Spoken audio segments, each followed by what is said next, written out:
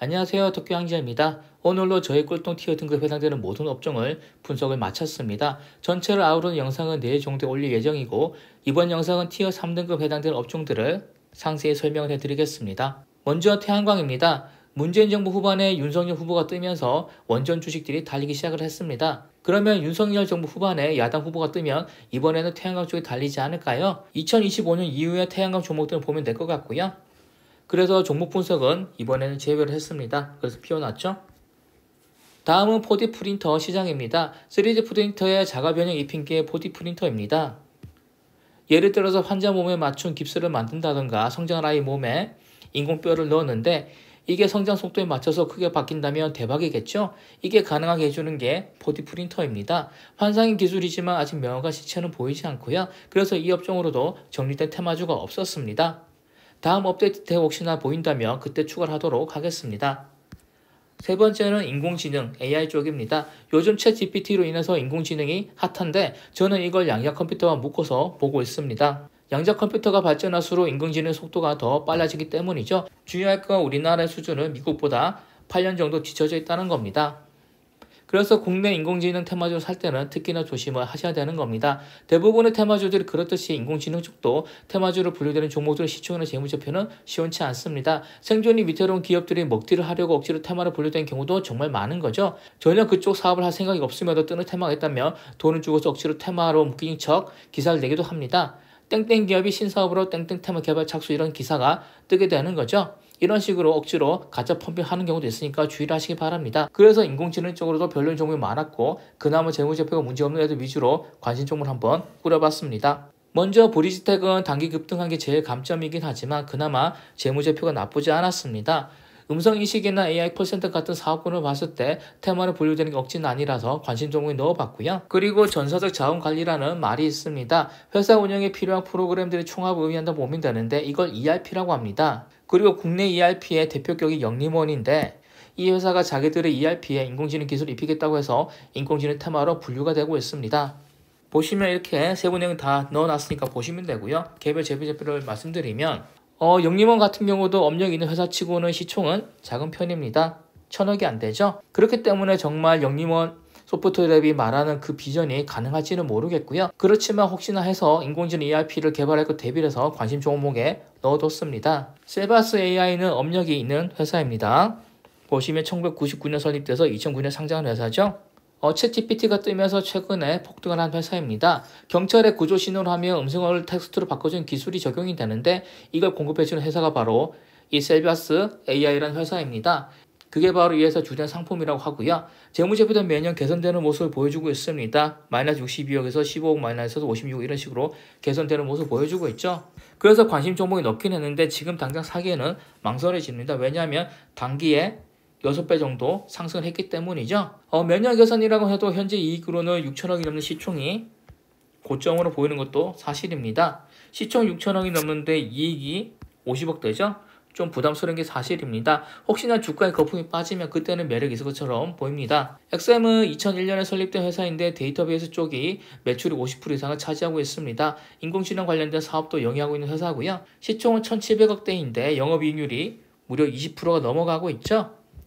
그래서 마음에 들어서 관심 종목에 넣었습니다. 문제는 주가가 몇 년간 크게 뛰지 않았다는 겁니다. 최근에 챗 GPT로 인해서 잠깐 상승해줬는데 다른 종목에 비하면 뛴 것도 아닌 거고요. 제가 추측하기에는 이미 몇 년 전부터 주가의 탄탄한 재무 구조가 반영된 게 아닌가 싶습니다. 영업이익률만 보고 관심 종목에 넣긴 했지만 좀 더 실제 개선될 필요가 있어 보입니다. 그리고 인공지능 쪽으로 제일 마음에 드는 종목이 바로 이 이수페타시스라는 종목입니다. 반도체 흐르기판인 PCB를 납품하는 회사인데 구글이나 MS, 엔비디아 같은 굵직굵직한 회사를 고객사로 두고 있습니다. 이 PCB를 매출의 100%로 두고 있는 회사고요. 수출 위주 회사인데 이 PCB가 매출의 100%를 차지하고 있습니다. 시총이 5천억대인 게 걸리기는 하는데 재무제표가 증가하는 폭이 엄청나죠. 19년도에 마이너스 240억 적자에서 128억 흑자, 400억 흑자, 2022년에는 1100억 흑자로 돌아섰습니다. 엄청나게 개선이 되고 있습니다. 이렇게 증가하는 폭을 봤을 때는 시총은 조 단위로 갈 것처럼 보일 정도의 퍼포먼스로 보이고 있고요. 그래서 매수해도 나쁘지 않은 종목이라고 생각을 합니다. 다만 단기에 2배 가까이 뛰었죠. 일봉인데 12월 대비해서 2월 달에 2배가 뛰었습니다. 그리고 현재 인공지능 관련해서 핫한 상태이기 때문에 지금 당장 들어가는 것보다는 사람들 관심이 줄었을 때 몇 달 정도 있다가 장투로 들어가는 게 적합해 보입니다. 솔리드는 1998년 설립된 회사로서 유선 통비 관련 네트워크 장비 제조 및 개발하는 회사입니다. 양자 컴퓨터가 개발되면 양자 컴퓨터 이용한 해킹이 있을 수가 있는데 그걸 막기 위해서 양자 암호 쪽도 뜨게 됩니다. 이 회사는 양자 암호로 인해서 양자 컴퓨터 테마를 엮인 것 같습니다. 시총은 3,400억대인데 20년도 이후로 실적이 개선되고는 있습니다. 특히나 영업이익률이 점점 커지는 게 마음에 드는 회사고요. 보시면 영업이익률이 마이너스 9%에서 2%에서 9%로 늘어나고 있죠. 이게 그나마 제일 마음에 들더라고요.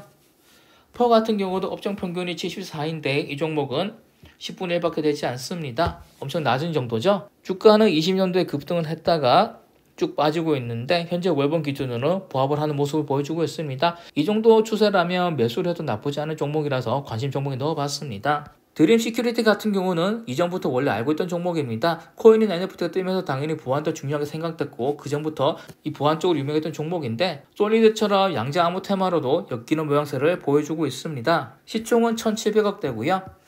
실적은 매년 개선이 되고 있는 모습을 보여주고 있습니다.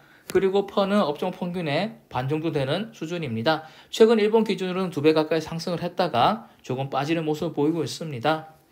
마지막 관심 종목은 옵티시스입니다. 1999년 설립된 회사로 나름 업력 있는 회사이죠.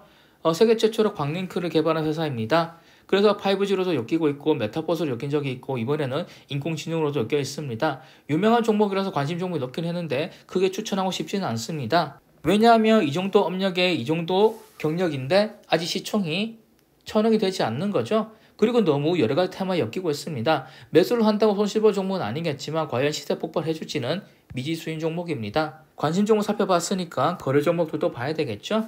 역시나 재무제표가 안 좋은 종목들이 많아서 거래 종목들도 이 정도로 엄청나게 많았습니다. 페이지가 2페이지가 넘어가는데 몇 종목을 따로 살펴보면 먼저 리노스는 고점 대비해서 3분의 1 토막이 났습니다. 매달 빠지고 있는 거죠. 그리고 재무제표도 상당히 별로더라고요.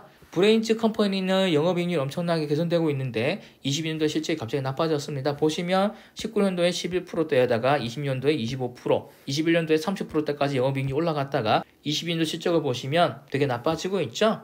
그래서 거른 종목에 넣었습니다. 하나만 더 살펴보면 PPI라는 종목이 있습니다. 이 종목은 인공지능 테마로 엄청 자주 소개되는 종목인데 인공지능 같은 미래 기술은 꾸준히 개발해줄 탄탄한 자금이 필요합니다. 물론 투자를 받는 방법도 있겠지만 일단 기업 자체가 튼튼한 것도 중요하다고 저는 보고 있고요.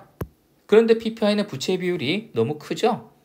보시면 부채 비율이 500%가 넘어가고 있습니다. 거기다가 유보율은 마이너스 수준이고요. 굳이 이런 종목을 살 필요는 없을 거라고 생각을 합니다. 다음으로 살펴봐야 될 업종이 그래핀입니다. 생소하실 분도 있을 텐데 정말 혁신적인 물질이고요. 문제는 이게 언급된 게 몇십 년 전이라는 겁니다. 몇십 년 동안 수시로 이 분야가 얘기가 되고 있지만 갈 길이 먼 업종입니다. 아직 명확한 성과를 보이고 있지는 못하는 업종이고요. 특성은 해당 페이지를 보시면 아실 것 같고요.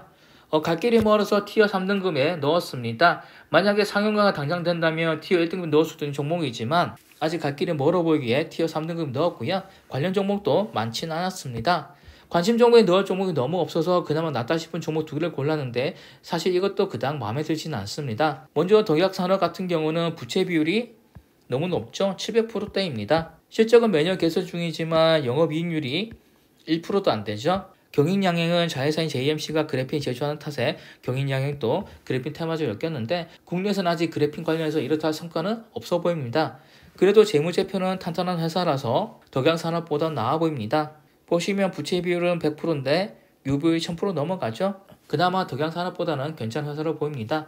거른 종목을 보면 상태가 더 안 좋습니다. 먼저 오리엔트 전공 같은 경우는 제가 20년간 투자를 하면서 본 최악의 월봉입니다. 21년도를 전후해서 매달 빠지고 있죠. 이 정도로 안 좋은 월봉은 정말 처음 보는 것 같습니다. 솔로에타도 만만치 않습니다. 10년 차트를 보면 그냥 10년 내내 빠지고 있죠. 이런 종목은 그냥 시장에서 버림을 받았다고 보시면 되는 거고요. 절대 이런 종목은 보시거나 매수를 해서는 안 됩니다. 종목 자체가 아무리 좋다고 해도 사람들이 관심 가지지 않는 건 쳐다도 안 보는 게 우리의 자산을 지키는 안전한 방법입니다.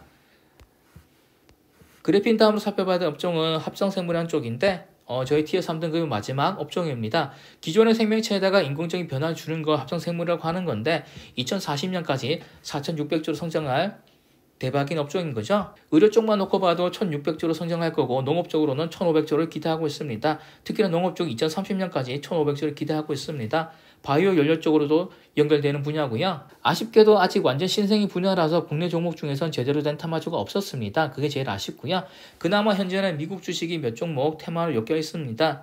그것을 일단 적어 놓긴 했었는데 이것도 차후에 본 파일을 업데이트 할 때 국내 종목을 추가하도록 하겠습니다. 이걸로 저의 티어 3등급 종목을 다 공유를 했고요. 저의 최종 완성 파일은 탭에 올려놨으니까 관심 있으시면 최종 완성본을 받아서 보시기 바랍니다. 감사합니다.